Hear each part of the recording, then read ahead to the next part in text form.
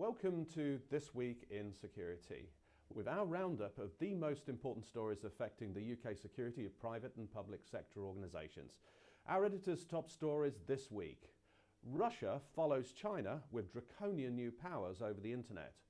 What to expect next at airport security. And is this the world's worst ever TV show spoiler alert?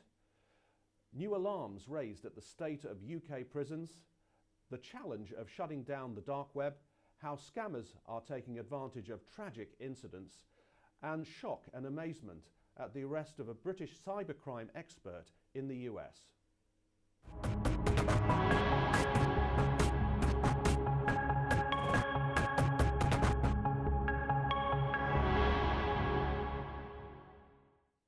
Now in the West, our privacy is viewed as sacrosanct, and virtual private networks are seen as an essential way to protect our data.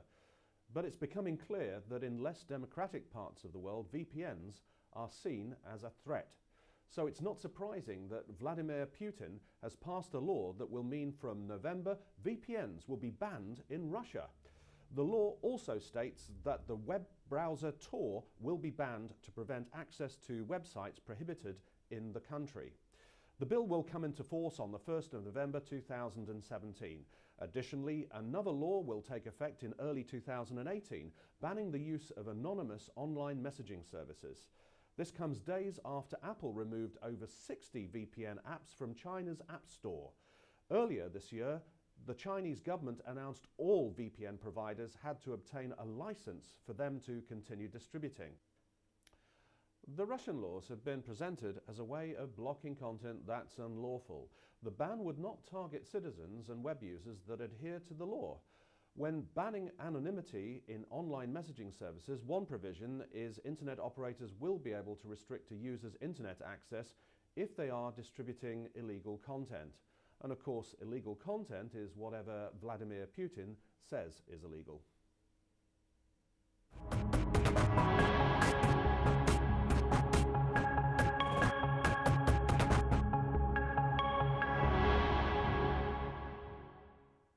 Now, since 2000, bombings and attempted bombings at airports have increased exponentially.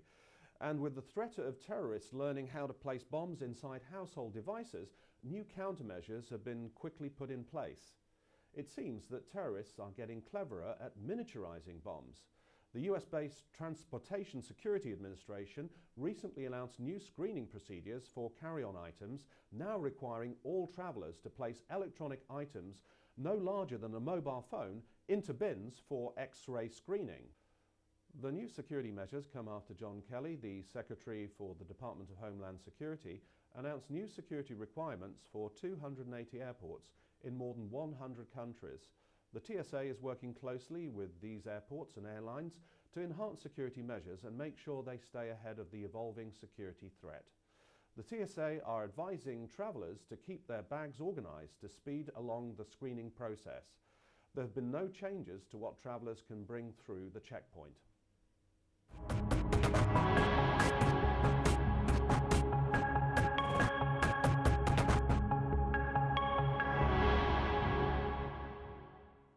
Now, hackers seem intent on ruining the lives of all those fans of Game of Thrones who stay up until the early hours to see each new episode. A number of journalists have received a mass-released email with the sender claiming that 1.5 terabytes of HBO data has just been leaked. The email was sent after hackers claimed to access HBO files, including the script of an episode of Game of Thrones, due to air next week. Not only was this information from Game of Thrones stolen, but the hackers have also allegedly stolen details of other shows. Richard Felfler, the HBO chairman and CEO, confirmed the leak had taken place in an email to employers. He said, "There's been a cyber incident directed at the company which resulted in some stolen proprietary information, including some of our programming." He didn't confirm what was stolen in the hack, and the hackers have threatened to release more data soon. The network has suffered data loss several times, although this cyber attack is the very first time they've been hacked. Before Season 5 was shown, the first 4 episodes leaked online. This occurred after DVDs for review were sent to the press and industry insiders. Since then, HBO have stopped distributing episodes before they're aired. Other HBO data leaks occurred when the trailer for Season 7 of the Game of Thrones was uploaded to YouTube before it was meant to be officially released at the San Diego Comic-Con.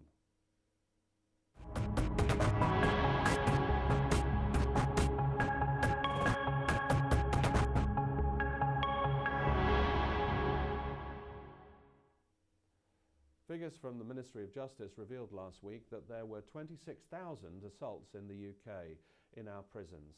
That included a record 7,000 attacks on staff. Now, the president of the Prison Governors Association, Andrea Albert, says prisons in the UK are in crisis.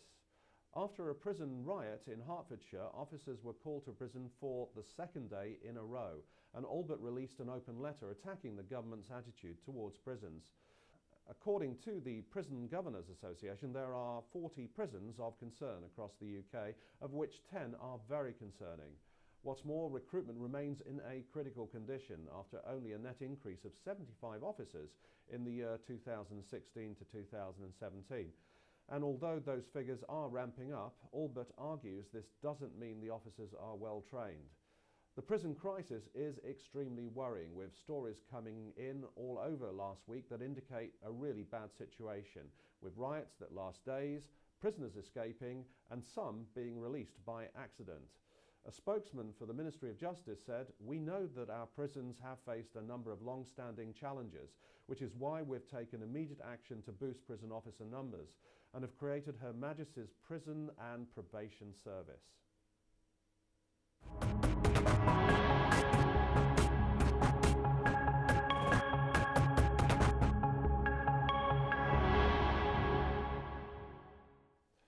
Now, there was some good news and some bad news about efforts to shut down the dark web, home to underground illicit websites that help proliferate every form of crime. Firstly, the good news. After two major law enforcement operations, which were led by the FBI and Europol, two illegal marketplaces, Alphabay and Hansa, have been shut down.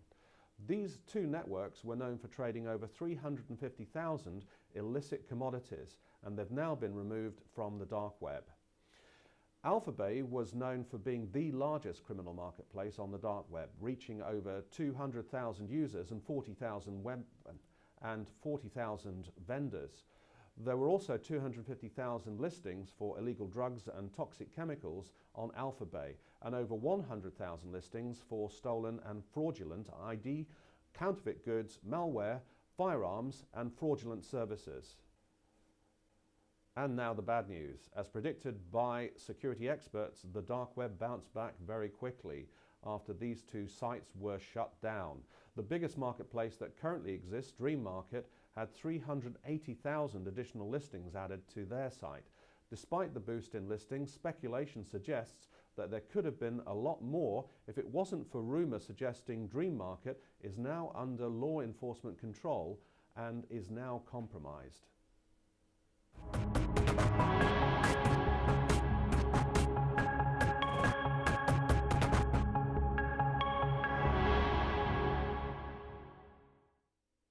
Now, it's estimated that nearly half of people in the UK have been targeted by a scam in their lifetimes. Now, this is partially due to a widespread use of internet scams and easy access to information. There are also some pretty sickening scams which take place after a major tragedy. And Action Fraud have reported that scammers are now taking advantage of the Grenfell Tower tragedy.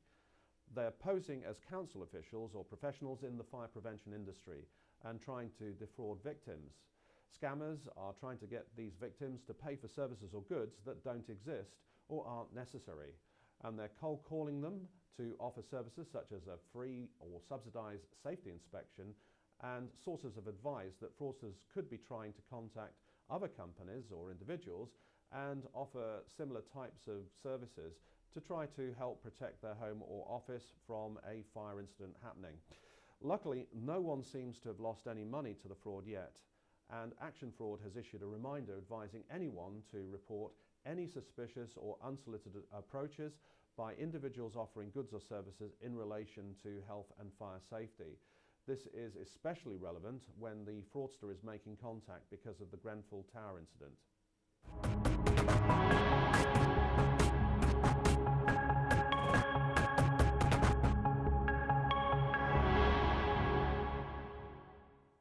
Now some breaking news about a British cyber expert, the hero of the recent NHS WannaCry ransomware attack.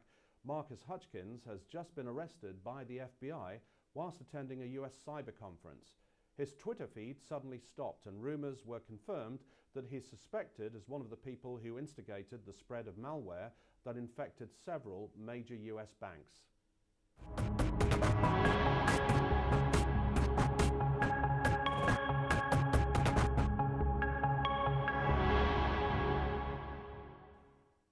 Now that's all for this week. Thanks for watching, and be sure to check out our new website with regular video news, alerts and free training.